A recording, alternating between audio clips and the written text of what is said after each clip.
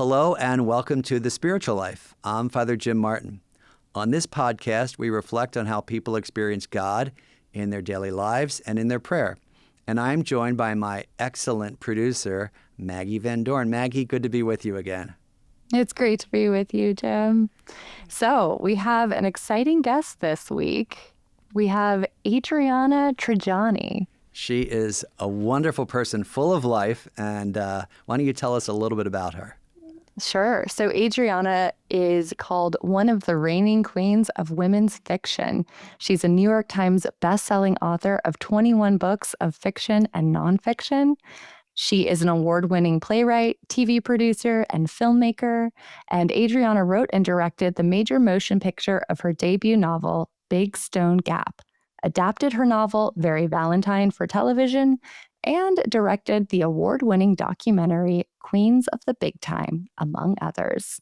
Her latest novel, The View from Lake Como, is being heralded as the most anticipated summer read. Adriana has made regular appearances on NBC's Today Show and Good Day New York, and she has been profiled by publications around the world, including the New York Times, Virginia Living, Publishers Weekly, and Writer's Digest. And just like us, Adriana has a podcast. You Are What You Read is a podcast in which Adriana and the luminaries of our times discuss the books that built their souls. So how did you first become acquainted with Adriana's work? Did you read her great summer read? Well, Maggie, I heard of her books. I had heard of her books, which are very popular, as people know, and I'd seen them all over the place. But it really wasn't until she invited me on her podcast that I got to know her. And I just thought, boy, she'd be a great guest on our show. I know she's Catholic. She's Italian. She's 100% Italian. I'm half Italian. So that was a lot of fun. We connected on that. She's a very animated storyteller as well. Yes, people will find out. And she's just, I don't know, I just clicked with her. I just thought she's a lot of fun. She's very upbeat. She's very positive. And, when I started to delve a little bit into her Catholic background, I thought, boy, we have to have her on the podcast, and our listeners will not be disappointed. No, not at all. We will get to that conversation with Adriana in just a minute, but first we have a question from our audience, and this comes from Joel, and the question is, can you please share any techniques, best practices, or strategies for spiritual journaling? Well, Joel, that's a great question. And funny enough, I just came back from my annual 8-day retreat where I did a lot of spiritual journaling. Techniques, best practices, and strategies. I would say the first thing is to obviously be honest in your spiritual journal. Talk about the consolations you've had, the places where you felt God's presence, the desolations, places where you felt, in a sense that God feels a little absent. Mainly, I think it should be a record of your relationship with God, right? Where did you experience God in your daily life and in your prayer, which is the theme of the show. So the spiritual journal, I think, should not just be about what happens in your prayer, right? Because our prayer can sometimes be very dry, right? That's really important. But where did you experience God in your daily life, right? One thing that helps a great deal is also to do the examination of conscience, which is the prayer popularized by St. Ignatius, which is a review of the day. And that can help you see where God has been active. So I think sort of marrying, in a sense, the spiritual journal with the examination of conscience at the end of the day is very helpful. I will say it's really important to journal things that happen in your spiritual life because we tend to forget them. And a spiritual director said to me a long time ago that the evil spirit, the one that pulls us away from God, wants us most of all to forget the things that God has done for us, right? Which I think is really, really important. That someone said just recently to me that faith is really a lot about remembering, right? And we see this all throughout the Bible. Sometimes the people of Israel, they forget what God has done for them and they start to complain. Sometimes the disciples forget what Jesus has done with the miracles, right, and all that, and they complain and they lose their faith. So I think journaling is really essential just to get down on paper what has happened to us and what God has done with us and to us and mainly for us. So great question. I would say that it's not something that's commonly done by people, but I think it should be, because really to remember, right, which is such an important part of your faith, And something that Adriana talks about in this conversation as well. Yeah. The Eucharist as the remembrance exactly. of Jesus. And she gives a really interesting answer to your question, Joel, too, which is even more about kind of techniques that she has. But yeah, I would just say, just try to record as much as you can about what God has done for you. So thank you so much, Joel, for your question. We really appreciate it. Yes, we do. And if you have a question for Father Jim, please write to us at thespirituallife@americamedia.org. And now a word from our sponsor. Looking for a simple way to deepen your own spiritual life? Give Us This Day is a superb resource that helps Catholics stay rooted in both Scripture and in prayer, wherever you are, no matter how busy you are. It features both reliable and relatable spiritual reflections, essays on the lives of the saints, the daily Mass readings, and of course, prayers to accompany you throughout the day. I'm honored to be an editorial advisor for Give Us This Day, and I've been writing a monthly essay called Teach Us to Pray from the very beginning. And here's a great offer right now. Listeners of The Spiritual Life can get 10% off their new print subscription. And by the way, the print version of this is beautiful. Just visit giveusthisday.org/spirituallife and join this community of Catholics praying together. Again, that's giveusthisday.org/spirituallife. And now, on to our conversation with Adriana Trigiani.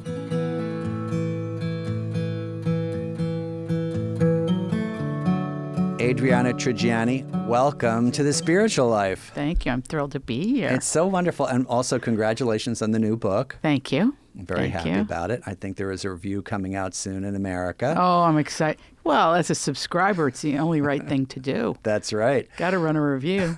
So I want to dive right in. You come, as I think all your readers know, from an Italian-American family, as do I, half Italian. And you write with your family in mind, and so many of your characters are Italian-American. How did that culture growing up shape your faith, would you say? Oh, I think it's everything. I could tell you a story because it's hot out at this time of year, and my grandmother would make us go to daily Mass with her. And we were basically, when you talk about like the little Italian princess, forget it.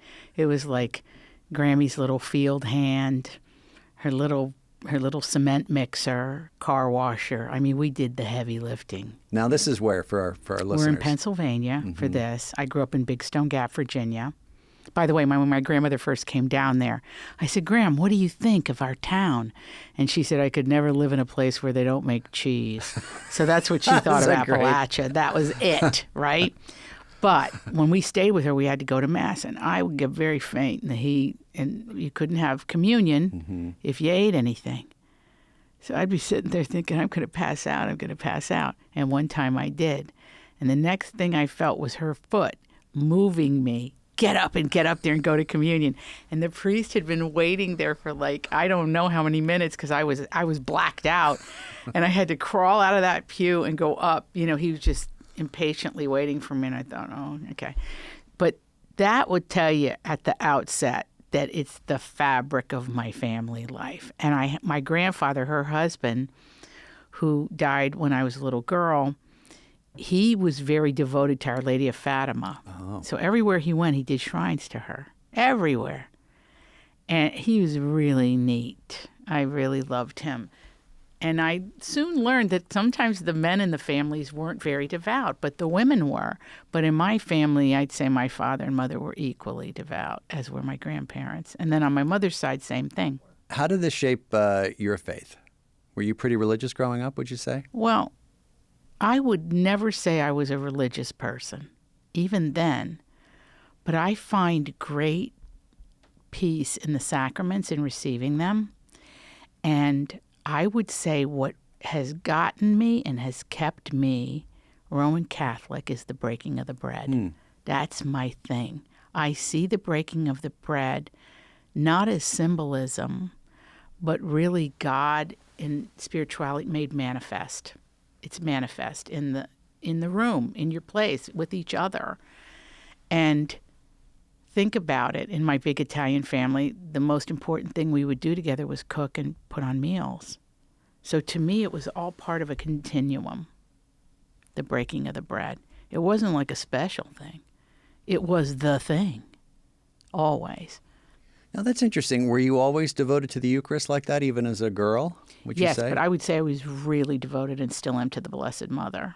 All right, Very now there's devoted to the Rosary. so many things to talk about. Okay, so first I want to talk about the Eucharist. So where did that come from? Because I think for a lot of Catholics, a lot of Catholics are obviously devoted to the Eucharist. I'm devoted to the Eucharist. But it's not the primary devotion. So when did that develop? Well, it's a recreation. I'm talking to Father No, Jim no, like he doesn't know this. I It's a know. recreation What I of meant the was, Last Supper. What is it? Where the sacrament happens in front of your eyes. And so I made that connection very early. Oh, this is a meal to which we are all participating. And everybody brings themselves to this meal in whatever state they're in. Some of us are starving. Some of us are okay. Some of us maybe not in need that particular day. But it had for me a sense of continuity to the Italian tradition of the table. It's all la tavola, all of it. Very well said. As well as the Rosary. Was that an early Rosary's devotion too? a big one with me now. Because I'm mod, meditation, all these different things, I find them all fascinating. And when I moved here, I said to myself, I am going to investigate everything. I want to learn about everything. And to a large measure, I did that. But I found that the Rosary, to me, was the grandmother of them all. It's very meditative. You feel a sense of accomplishment. On my father's side of the family, in Rosetta, Pennsylvania, they had a thing called the procession. Every year for Our Lady of Mount Carmel, we all walked in the hot sun saying the Rosary. In my family, we were encouraged to be very proud of our faith, even though there weren't very many Catholics in Big Stone Gap. We were like the island of misfit toys. It was like this lady, that lady, this guy, that guy, this family, that family. A lot of the coal miners who had come from Middle Europe.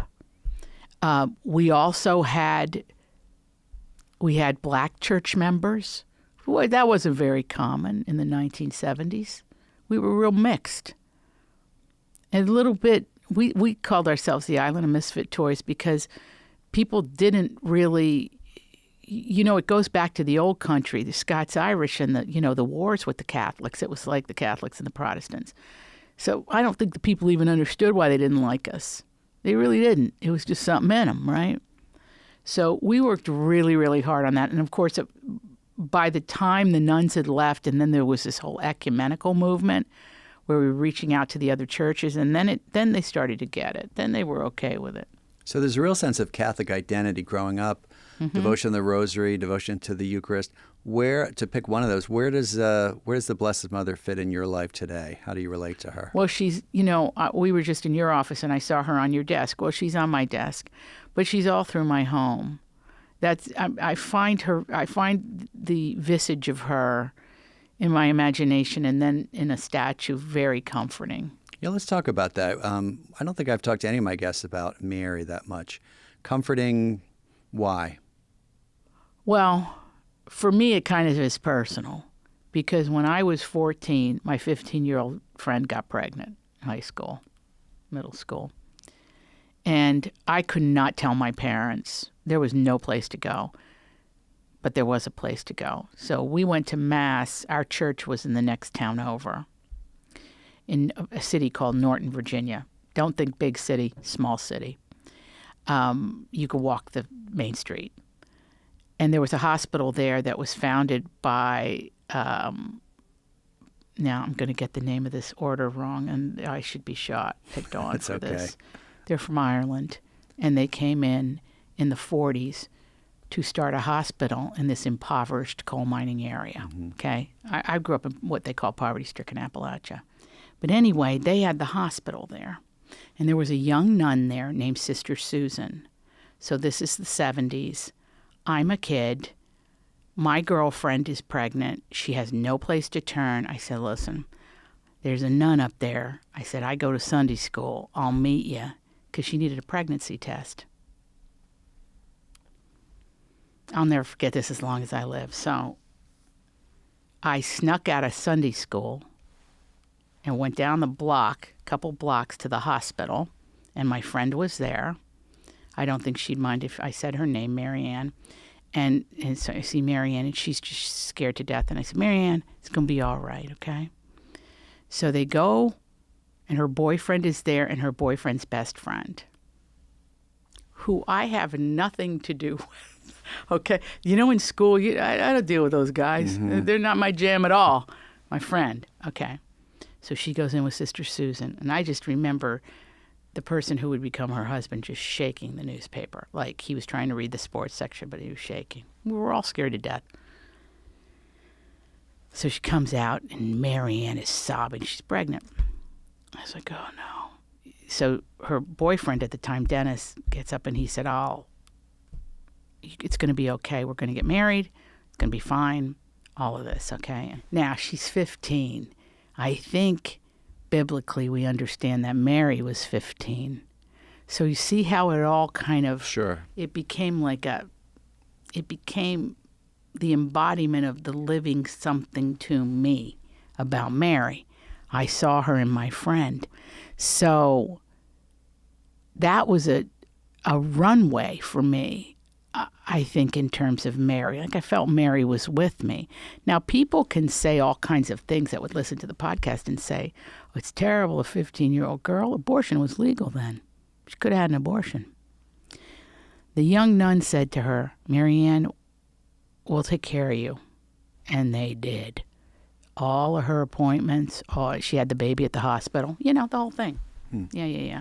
So I'm not going to say it was easy, but... So it kind of made Mary real to you? Is that what you're saying? Made Mary very real, and also that we turned to her. I know I turned to her. Certainly when I had a baby, any of those matters, Mary encourages me to do this, I would say, is to show up. To show up. You notice how she shows up when things are at their worst? She does. She shows up. So that's a great example to have in life. Like, don't shy away from a problem. Run to it and help out if you can. That's what I get from Mary. That's a great insight. I mean, Mary shows up by saying yes to God, right, at the Annunciation.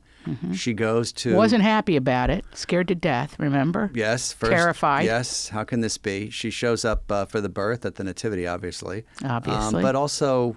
when I think about Cana, she's at Cana. She's, in a sense, pushing Jesus, which is a great story. And then, of course, she's at the foot of the cross. That's a great image. So Mary encourages you to show up. Show up. And in times of trouble. Because, when things are good, friends, everybody's your friend. But when things get bad, it's tough. It's, you got to have, and she shows up. Let's talk about Mary's son and where she fits into you. Talk about your, just your first impressions of Jesus when you were a kid, growing up, and how that's sort of lasted through your life.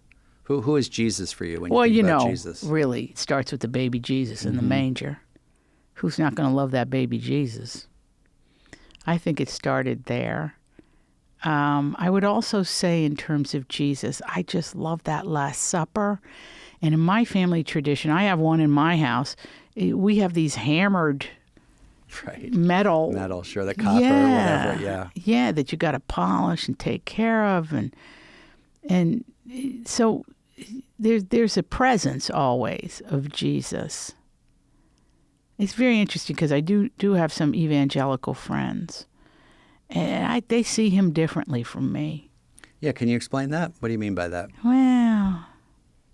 I don't know if I can. I'm going to try. They see him as the Alpha and the Omega and everything. And I've always seen him as part of a group. That's interesting. What do you... The Holy Trinity. I said there's a crew. That's a crew with God, right? I think I have a sense of God that is that Jesus is part of that. But I understand that he's the way, the truth, and the light. I get that. But let's just say I relate to all of the Holy Spirit. All of that, to me, is like an energy. It's all an energy, right? And then you add in the Blessed Mother, and you know. I was always very aware, because the Baltimore Catechism escaped me because of where I grew up and how I grew up. But those rules, like I go back, I have the Baltimore Catechism because I said I should read this book, right? It had little characters in it and stuff. And that did not speak to me in the same way as the actual Mass and the connectivity inside of that Mass did in terms of Jesus. I understand that's his dinner party. That's his table. That's what he is giving us, is that. So that's the whole, as you know, as we've been talking about this, that's really the whole thing for me, is that breaking of the bread. And he initiated that, and he says those powerful words, "Do this in memory of me," which I think every time I hear him in church, it's from the time I was little, I was like, it filled me with so much emotion. Why is that? Because to remember someone outside the context of this present moment is really huge. It's the calling of your soul. Because you have to conjure a place and a time and a world that's not right with us right now, but we're in this present moment. So that's where the power lies with me in terms of my faith. That's where I see, that's the fuel of it. It's really wonderful that so many of your sort of spiritual experiences and the focus of a lot of your spiritual life is the Eucharist, feeding, the Last Supper. Was it hard for you to carry that childhood faith into young adulthood and adulthood and then into your professional life? Was there any, or was it kind of seamless, would you say? Well, the big issue, when you're a Catholic kid, is they really give you a hard time about sex. And if you're an Italian girl in an Italian family, the boys really were free to do whatever they wanted to do. They had autonomy, and the girls didn't. But luckily, in my family, there's 5 girls and 2 boys, and we're all very tight. I have to tell you, I love my brothers and sisters. I love them. And I just did a whole tour with them. The whole family participated. I mean, it was like back to Sacred Heart Church in Big Stone Gap. It really was. But in my family, it was really pointed out to me, even though my grandmother owned her own business, my other grandmother owned her own business, that my mother's generation, my mother was a librarian and founded the architecture school at the University of Notre Dame. My mother was a heavy hitter in her own right, but she put all that aside. Because my father didn't want a wife that worked. Can you imagine I gave him a lot of crap for that later, but I saw being a woman as being, first of all, more problematic, more complicated, and less than. But I was out to prove him wrong on that front. So when you say as I'm going into my teenage years, I just told you the story of my friend getting pregnant. There was a lot of stuff going on when I was growing up that I really did not have the acumen to deal with. So you see, for me in that teenage year, to answer the question as directly as I can, it was like what was actually happening in front of me and how did my faith respond to that? Yeah, and what is the answer to that? What would you say? How did your faith help you to respond to all these things growing up and as a young woman and as an adult woman? Really, Father Jim, to show up for my friend, to make this less of a burden for her, to make it doable and not scary, and even though I didn't know what I was doing, I just seized the opportunity. You just talked about the difference between how men are treated, how women are treated in the church, also in society as well. How did your faith help you to embrace your autonomy as a woman? And how did your spirituality help you into that phase of your life? That probably blossomed at St. Mary's with the Holy Cross Sisters. In college, St. Mary's. Yeah, because the whole wrap up there was you had this incredible women's college next door to Notre Dame, which was traditionally all male, and St. Mary's is still all girl, but Notre Dame is now co-ed, and it was when I went there, in the 80s. So those nuns, that experience, by the way, and the other girls that were Catholic, because there are some girls I went to college with, they don't want any part of it. There are others that say things to me like, I'm not going to go to another church, but I'm disappointed in my own. So women bring the conversation forward about this. And then you hope for signs of change and growth. And one of the things I understand about the eternal nature of anything on this planet, I don't care if we're talking about the theater or the church or whatever institution you're going to talk about, show business that I'm in or whatever it would happen to be, is that there are some principles there that made sense to both men and women. Mm-hmm. And I always say I'm in there slugging. So as a woman, I think you got to be in there slugging, and you just have to say, "Hey, that ain't right. Let's look at it this way." There are great signs of hope for me, but I'm not somebody who believes in burning down the barn just to rebuild it. I'm really not that person. Now, regardless of what we're talking about, when things have been done that are immoral, illegal, criminal, whatever that is, that's a separate basket that we have to cope with, whatever those things can be, okay? But for me, in the waft and weave of my daily spirituality, to go catch a mass, it's very comforting.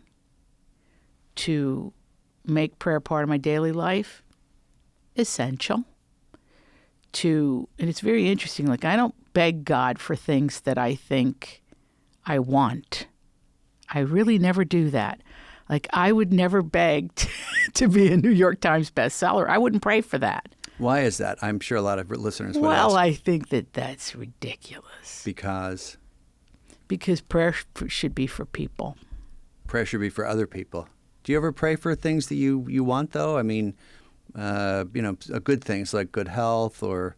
Not really. No? I don't do that. I pray for other people's health. For my own. Oh, no.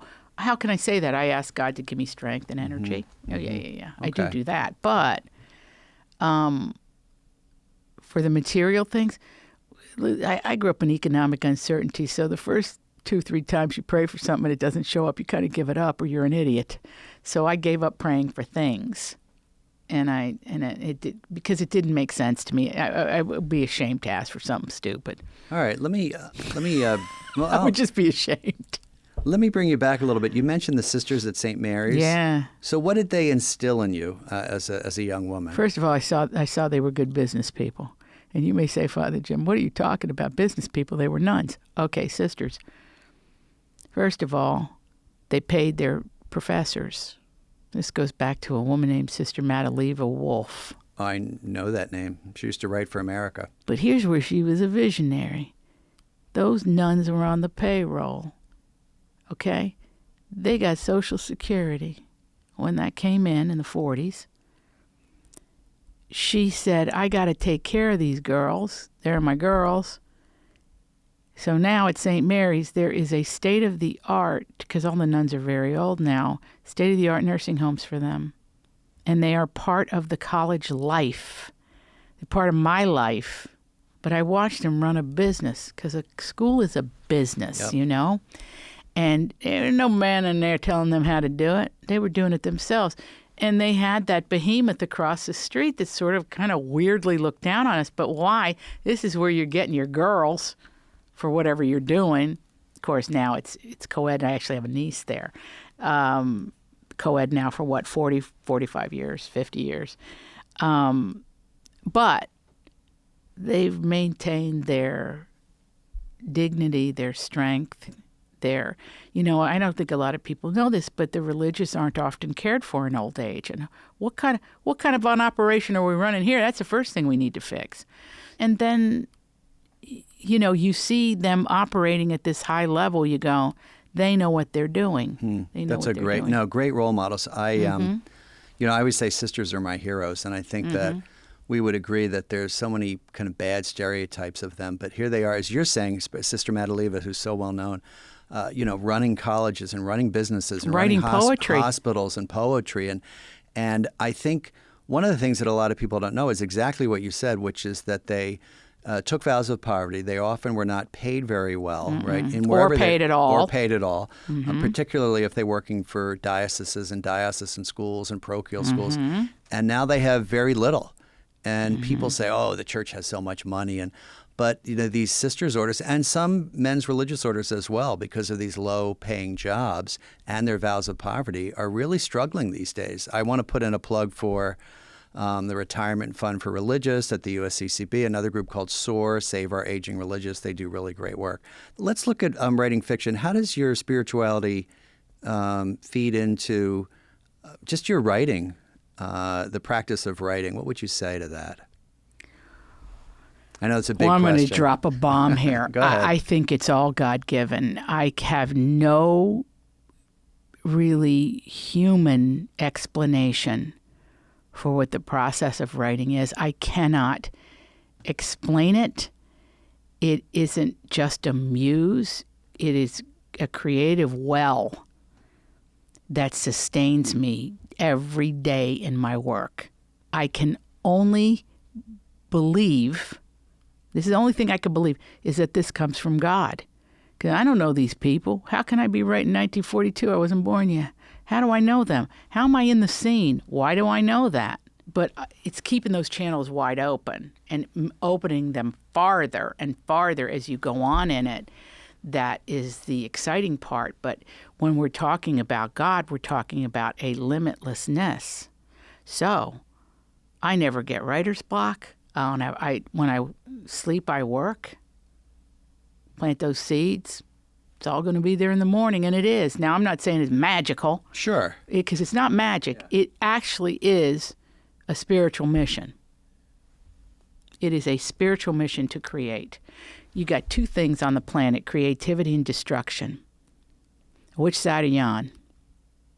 Creativity is the work of God. Destruction is the work of you-know-who.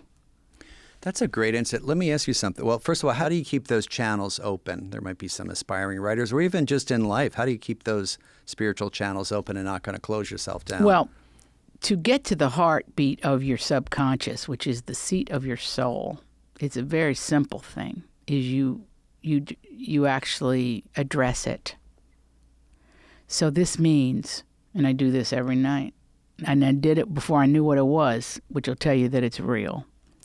So what that is your subconscious never, it's the thing in you that will never die. It's part of your soul, the subconscious mind.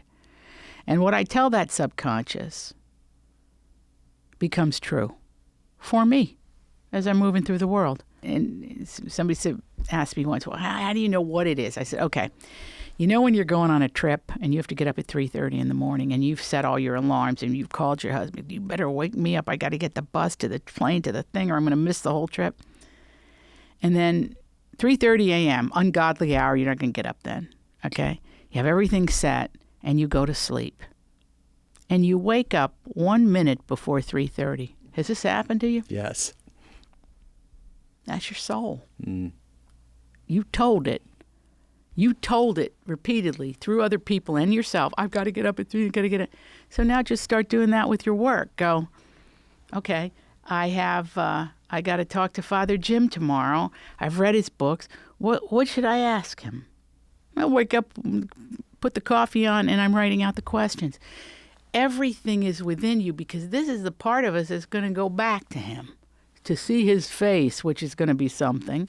That I'm very interested in. And we're going to go back to him. So there's a real connection to grace and to God's working through you as you're being creative. Yeah. Let me ask you something about what's your spiritual practice like today? I think to remain connected is very simple for all of us, whether we live in New York City or a small town, wherever we are. I would say even for people that are in prison, listen to this. Wherever you are, where there are other human beings, is open up your heart to them. That to me is the greatest spiritual practice of all, is to be very open to others. Now, what does the Mass and church and being in the pews next to other people mean to me? I find that very sanctifying. In what way? Well, because I know everybody's there with the same box of problems I got. I feel very welcome. And even if I don't know the people, I feel like, oh, okay. You know, by coming in those doors, you're admitting you need help. That's really what it is to me. It's like, I need you people right now. You don't know me from a hole in the wall, but boy, I feel better that we're all in this together, even if I don't know them. What's your to get even more personal, what's your prayer like? What are your Well, I do a thing first before I do anything. And this came from the Glen Mary nuns, but I kind of just from head to toe, I'm lying there. I'll start at night. And I send a white light through my whole body, down my fingertips, down to my toes. Slow, very slow. That's from the Glen Mary sisters? Mm-hmm. Yeah. It just kind of wash my spirit, give it a shower. Thought, a good thought, just. Yeah. But no matter what's wrong with me, or if I would fall ill or something, I still did it. So that's the first thing I do. And then I talk to God, and then I do my rosary or my Hail Marys, however many I'm doing. I've always loved the Glory Be. I love that one.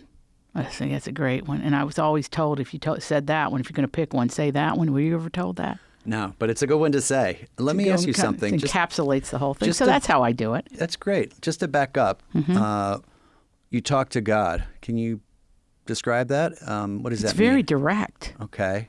Like if I would say this, you got to be kidding me. Like, this is what I have to contend with here. Oh, one of the most trying times I ever had was when I made the Big Stone Gap movie. I was writing and directing it. I couldn't communicate with the producers. I just couldn't communicate. I thought I could communicate with anyone. I was raised in Appalachia. Come on. But they had an idea, and I had an idea.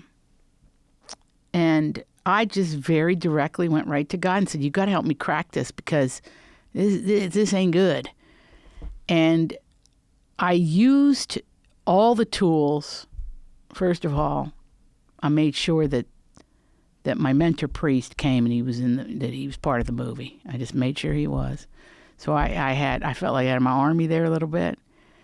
But he had a way of, if I just said what it was, and this is the great priests are this way, and the great sisters, that you just say it and you already feel better that you communicated it. So when answering very directly about my communication with God, I always feel heard. I do not feel I am not heard, and not in any way that's artificial. Like right now when I'm talking to you, I feel my subconscious just tapping into that God stuff. It's the Spirit of the Lord. I feel it. You feel heard. Do you feel answered?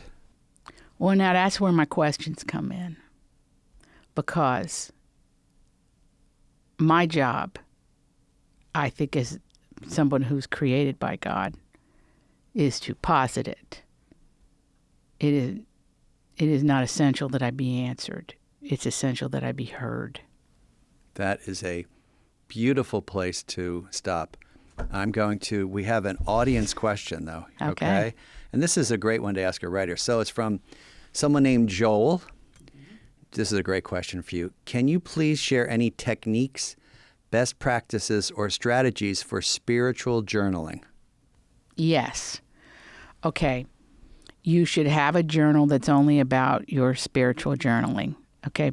Go get some cheapo notebook and the best pen you can find. And don't judge what you're writing down. And when you're struggling, just automatically write. And you will look back on that and go, I get it. Fill both sides of the page. Date it always. And I would always write the question down that you're spiritually seeking the answer for. The other thing I want to tell you is, and this is really important, is you must have a sacred space, even if you're in a prison cell. I don't know where you are. Maybe you are. But you must have an area, a place, whether it would be a little table or a chair or something that is only there for your spiritual connectivity. I always have a candle going in particular scents or particular candles. I have a candle that is very much my prayer candle. It has frankincense in it because it reminds me of church. You do what you do, however you want to do it. However you want to do it. If you don't want to do a candle, just do a little lamp. You need light. You need light to go into this state. And then you sit there and make it a habit each day, and tell yourself at the first time you do it 5 minutes. And pretty soon you can find yourself sitting there for a lot longer. That is great advice. Adriana Trigiani, I want to thank you for sharing so much of your family's faith. Oh, my God. So much of the sisters and priests who helped you, and really so much of your faith. It's wonderful listening to you. And I have to say, I really was moved by, this is not a recap, but I was really moved by listening to your devotion to the Eucharist. Thank you so much for sharing all that. And thanks for being our guest in The Spiritual Life. And congratulations on your new book. Thank you, Father Jim. I'm so happy to be here.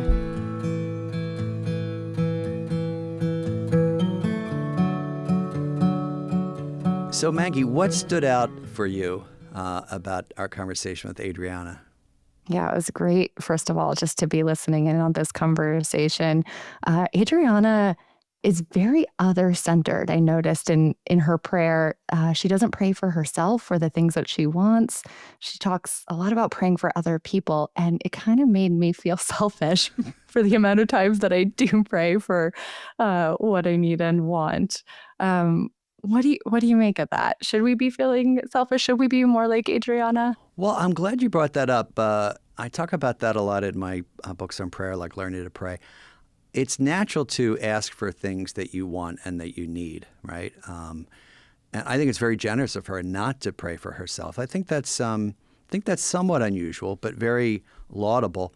By the same token, people shouldn't feel bad about praying for things that they need. And I always point out that the Our Father, after all, is a prayer petition. Give us this day our daily bread. They're asking for bread.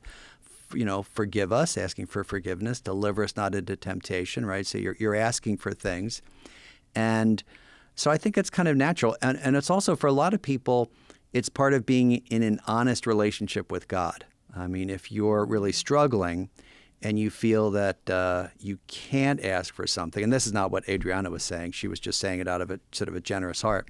But if people feel that they can't ask for something that they need, healing or, some sort of reconciliation in their life, they might feel blocked in prayer with God, right? So I always encourage people to, as she was saying at the end, to be honest, right, about where you are and what's going on. So I think it's all about honesty, but it is okay to ask for what you want. And I noticed that she is so honest and so very much herself in conversation. And so even if it's like the way that she speaks to God in at night before she's going to bed and thinking about what she wants the next day, that there's a real candor in her spiritual life, even though she is still very other-centered. Yeah, and I had never heard, I've been accompanying people for a long time in the spiritual life. The Glen Mary sort of meditation that she shared with us about the light. With a light? Yeah, which was quite beautiful. And, that's Christ is the light of the world, right? So there's a sense of kind of it cleansing you and preparing you. And I've heard other prayer methods. I thought she was going to talk about physically sort of relaxing yourself, which I guess it does. But I found that really powerful. I found her spiritual life, and especially, I can say, her focus on the Eucharist, really quite powerful and moving. That is not the first thing that a lot of Catholics talk about. Many Catholics are, devoted to adoration of the Blessed Sacrament. I would hope that people who are Catholic out there believe in the real presence, as I do. But that's not the first thing that a lot of people talk about. They'll often talk about Mary or Jesus or whatever. So it was really powerful to hear her talk about how much the Eucharist meant to her and how it connected to, her family history. What else struck you in the conversation? Yeah, I think, you noted it when she said it, but when she's praying to God, she doesn't need to be answered. She wants to be heard. Yeah, also I would say, fairly unusual in that, she's focused on being heard and not answered, because most people are focused on, the last part, are my prayers getting answered? So also, but what do you think is that? What's that difference then between being answered and heard? I think I have a felt sense of that, but I'm curious, as a spiritual director, what do you hear in that kind of desire? Well, it reminds me of something that Karl Rahner said. Karl Rahner said that Jesus was the example par excellence of the prayer. And the reason is, says Karl Rahner, because, first of all, he's honest. So he uses the example of Jesus in the Garden of Gethsemane, remove this cup from me. Second of all, he trusts, right? I know that you hear me. That's a line from the raising of Lazarus. But third of all, he accepts, right? Not my will, but your will. And so I heard a lot in her description of prayer of that, this sort of, as long as I'm heard, right? That's all I need. A lot of people, though, really do look for answers, right? And I will admit that, I'm one of them, right? I'd like to have a sense of being answered in prayer. I just came back from my annual 8-day retreat where I felt a lot of answers in prayer, insights, emotions, memories, desires. But a lot of people also want it in their daily life, right? But I think she's a fairly unique person in that she is comfortable with just being heard, which to me connotes a great deal of trust in God, right? All I need to do is have you hear it, right? And then I trust, right? And that's all I really need. So I see also this connection to her love of the Eucharist. The Eucharist is about Christ being present, right? Like there's presence there, and that is what I feel when I feel I have been heard, that I am met with God's presence. Right, with that beautiful presence, yes, which she definitely experiences in the Eucharist and other people experience in other ways in their daily life. Well, Maggie, thanks for a great conversation and another great podcast. Yeah, it's great to be with you, Jim.